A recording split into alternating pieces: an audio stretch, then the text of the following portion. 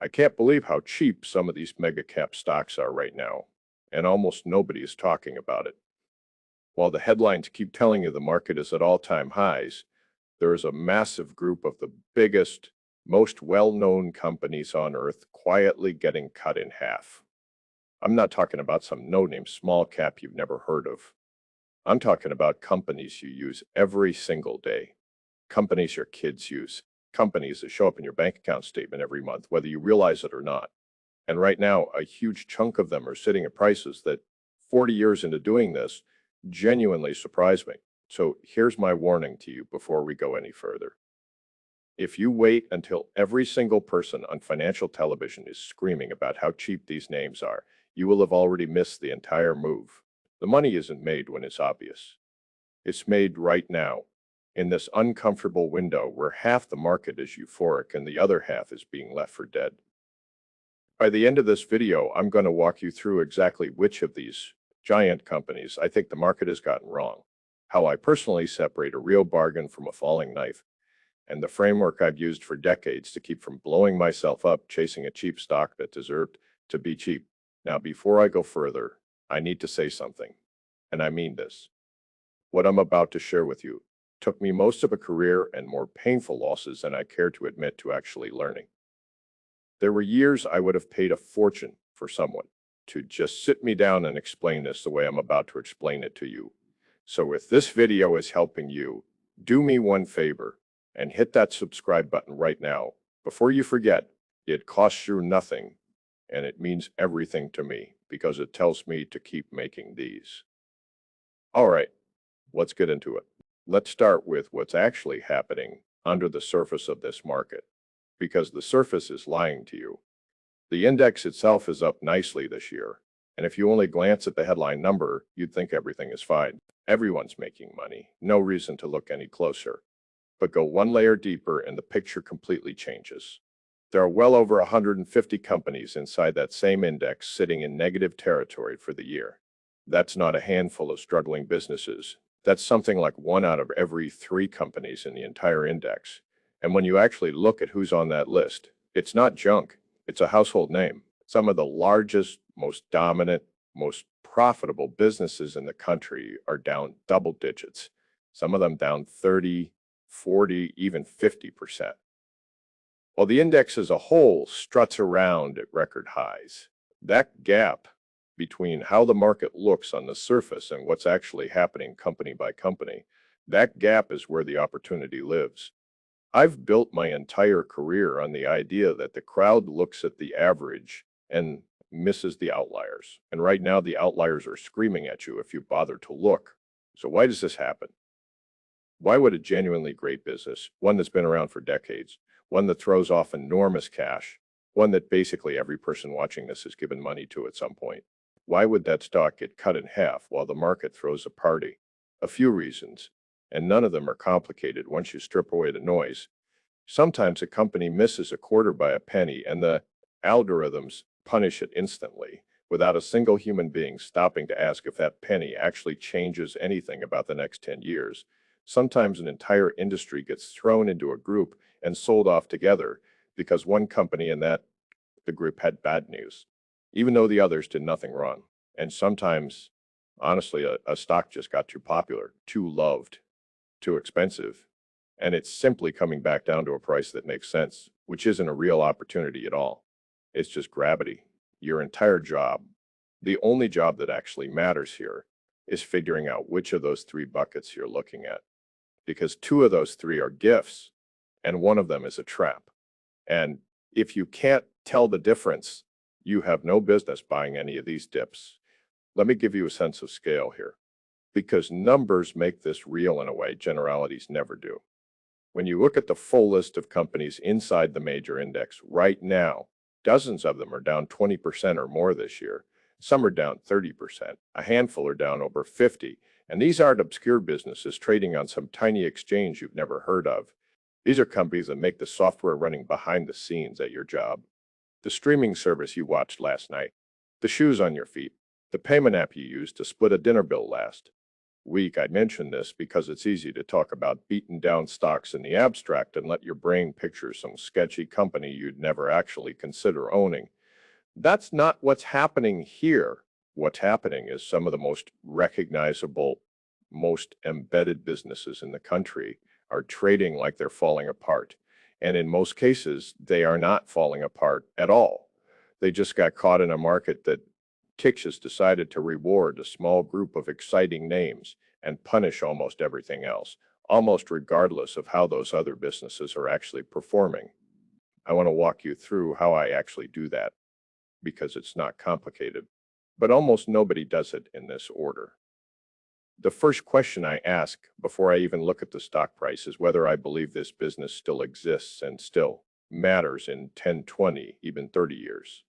Not whether it's exciting, not whether it's trending, whether it exists. Think about how many of these beaten down names pass that test instantly. People are going to need software to run payroll and file taxes in 30 years. People are going to keep driving cars, wearing sneakers, using streaming services, going to the doctor, buying enterprise software to run their businesses. These aren't fads.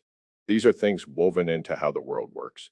If a company clears that bar, I move to question two, and it's just as important.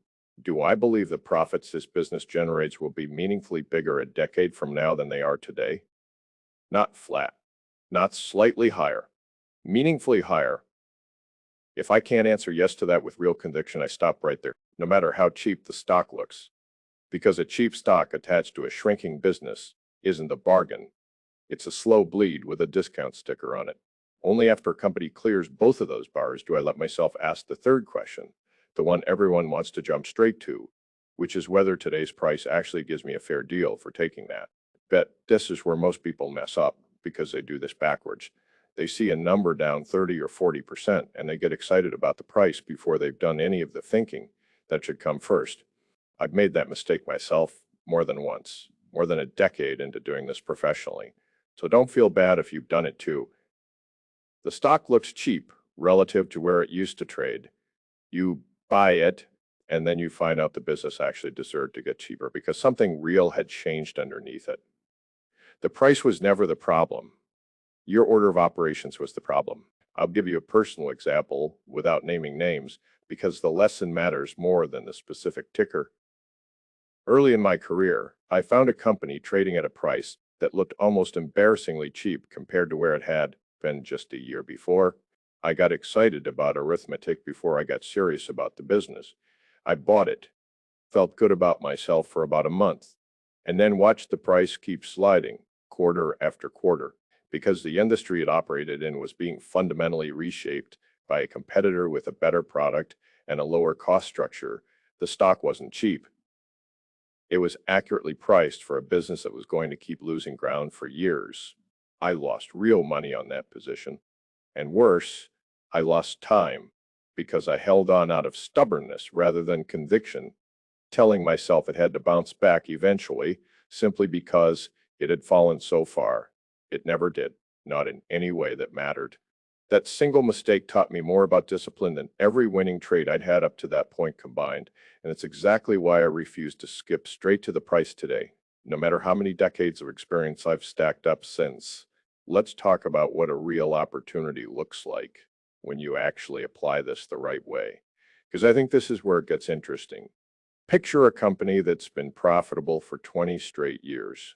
That has a product almost impossible to rip out once a customer starts using it.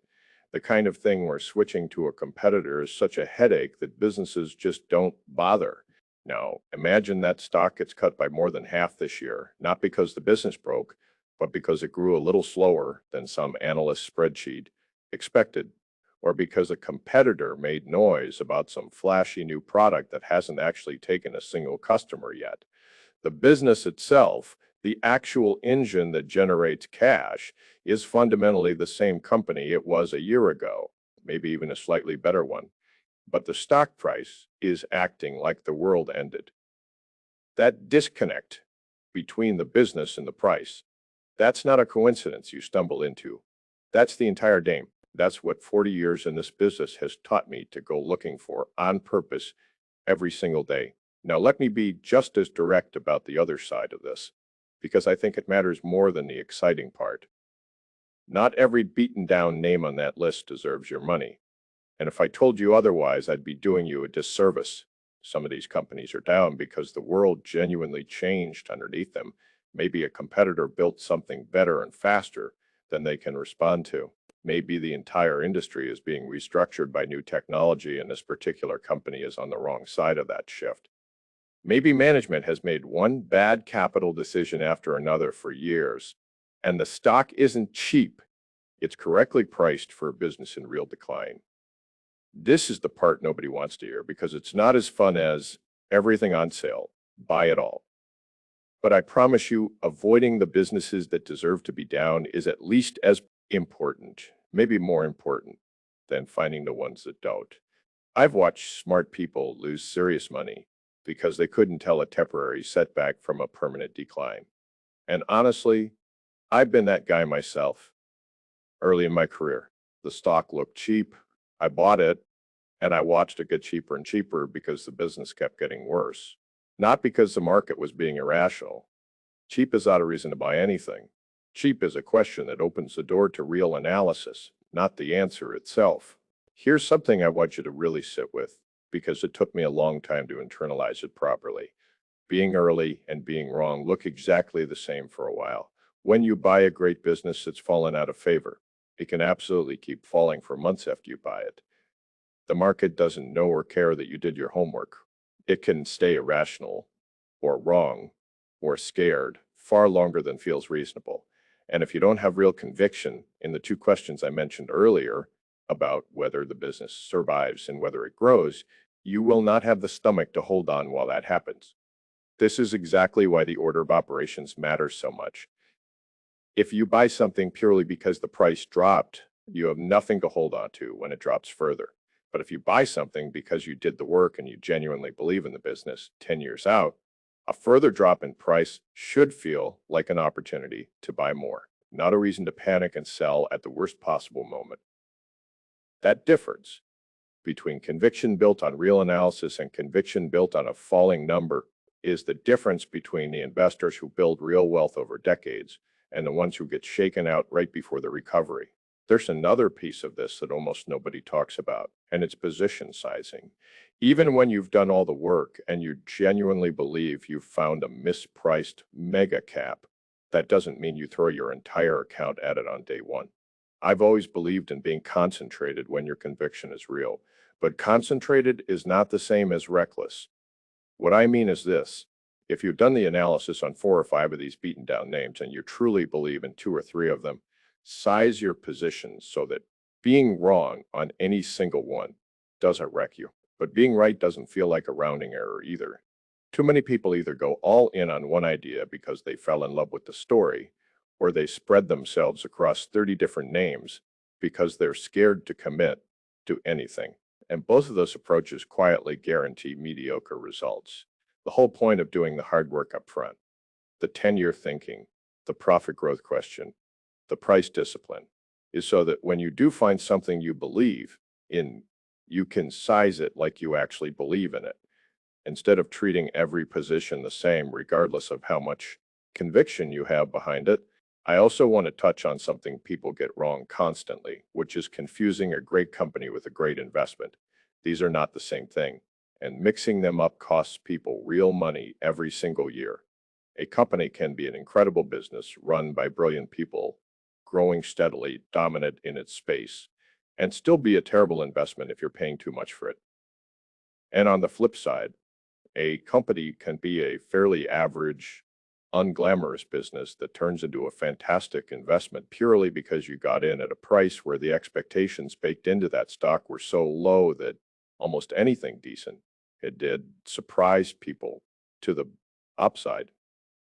When I look at this current list of beaten down mega caps, I'm not asking myself which ones I'd most want to brag about owning at a dinner party.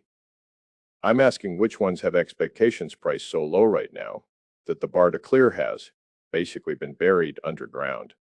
Because when a business clears a buried bar, that stock tends to move, and it tends to move a lot, and it tends to move fast, because Wall Street hates being wrong about pessimism just as much as it hates being wrong about optimism.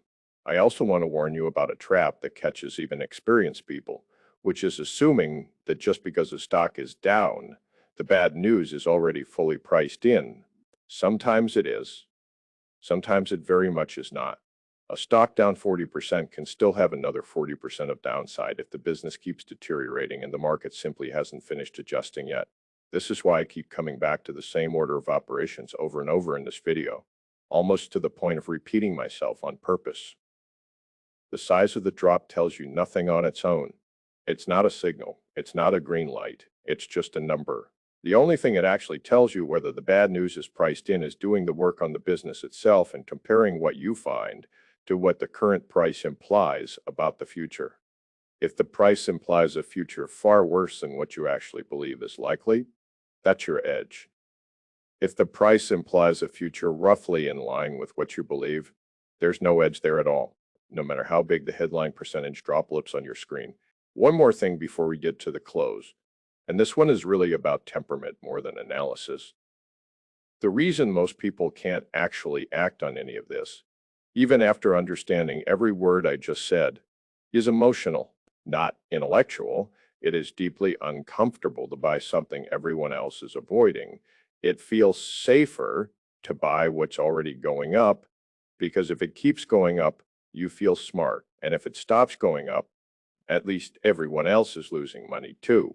So it doesn't feel as personal. Buying something down 40% feels like admitting the crowd might be right and you might be about to lose money in a very public, very obvious way. I understand that feeling completely because I have felt it in a very real way more times than I can count over the decades. And it never fully goes away, no matter how experienced you get. I still remember sitting on a position everyone around me thought was a mistake, watching it drift lower for weeks, fielding questions from people who assumed I'd simply gotten it wrong, and having no way to prove otherwise, except to wait. That waiting is the actual job. Anyone can do the spreadsheet work. Very few people can sit through the discomfort of being early without flinching, and that skill, more than any formula, is what separates the people who actually compound wealth over a lifetime from the people who have a few good years and then give it all back. The difference isn't that it stops being uncomfortable. The difference is you learn to do the work first, build the conviction first, and then treat the discomfort as a signal that you're probably early rather than a signal that you're wrong. So here is my actual challenge to you, and I mean this literally, not as some throwaway line to end the video. Before you close this out, go pull up a list of the biggest companies in the market that are down significantly this year. Don't take my word for any of it, and don't take anyone else's word for it either. Go through my 3 questions yourself, one at a time, in that exact order. Does the business exist and matter a decade from now? Will its profits be meaningfully bigger a decade from now? And only then is today's price a fair deal for that bet. You will find that some names on that list fail instantly, and that's fine. That's the process working exactly the way it's supposed to, but I'd be willing to bet that a handful of them pass all 3 questions. And those are the ones worth spending real time on this week, not because I told you to buy them, but because you did the work to understand why they're actually worth a serious look. That's the whole game, right there. Not chasing what's exciting, not avoiding everything scary, just doing the boring, unglamorous work of separating a real bargain from a business that deserves to be cheap. Do that consistently for years, and you'll be shocked at where it takes you. I'll see you in the next one.